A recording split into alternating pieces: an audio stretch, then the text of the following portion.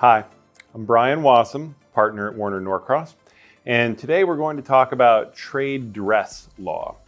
And I want to convey three things about trade dress. First, what is it? Let's understand what trade dress is about. Second, why do you care? Why is it important to you? And third, how we can help you protect yours. First, what is trade dress? To answer that question, we need to understand what trademark law is all about, because trade dress is really just one form of trademark law protected by the Federal Lanham Act and equivalent state statutes. So a trademark is any word, logo, or device that signifies your business to the consuming public. When the public sees that mark, they associate the goods and the services that bear that mark with you and your business, as opposed to another source. So it tells the consumer, this comes from you, this is a product that you're selling, a service that you're selling.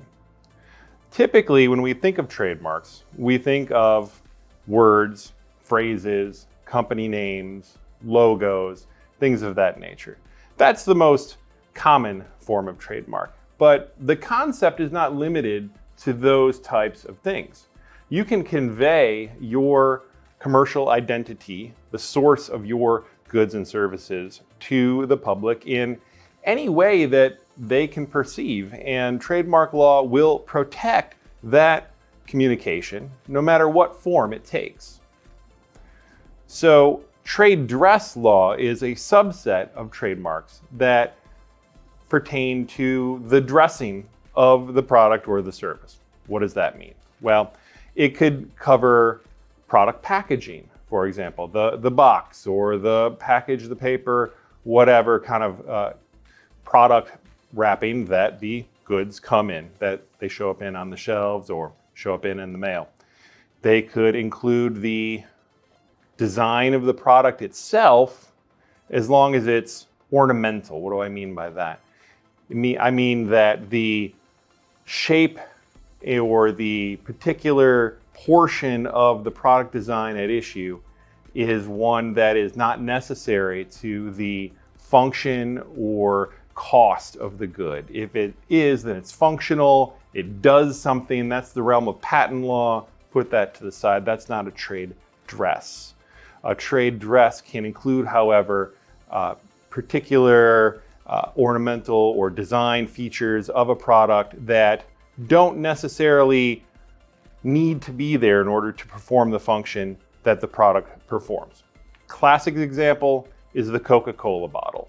We all recognize that iconic hourglass shape of a Coke bottle when we see it. We know just by looking at the shape, we don't need to see the Coke logo, which is also a trademark, a form of trademark. But we don't need to see that logo on the bottle to know, hey, that is a Coca-Cola bottle, not Pepsi or any other brand. That's why Coca-Cola protects that shape as its trade dress. But it can run the gamut of product design.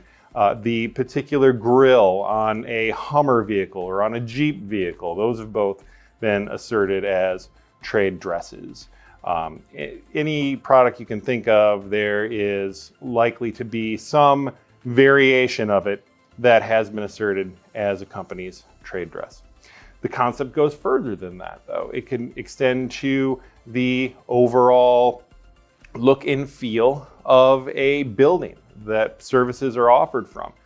Fast food restaurants, for example, often have a particular design, and that design, including all the component features, whether that's exterior design, color scheme, interior decor, uniforms, food packaging, all of this together can come together to form the trade dress that communicates to the public that those services are offered by a particular company.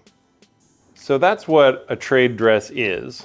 Why does that matter to you? How is it useful to you in your company? Well, you'll know when a competitor comes out with something that copies that feature and you wish you had a way to stop them.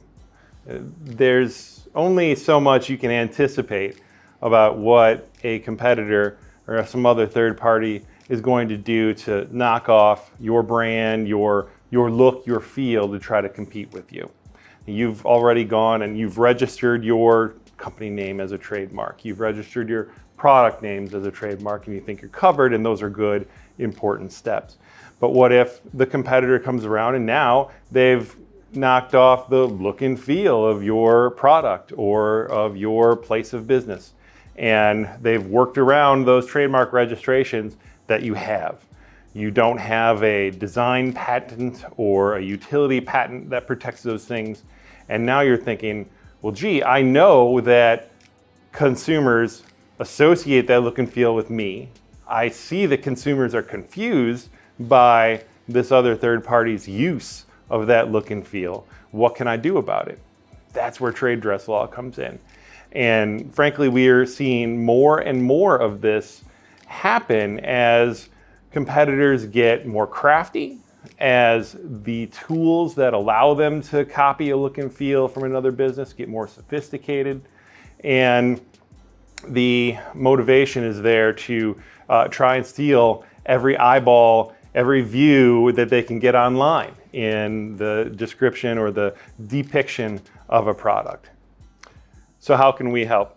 Well, we can help by applying our experience in helping all sorts of clients across a number of industries protect their trade dress rights when they run into these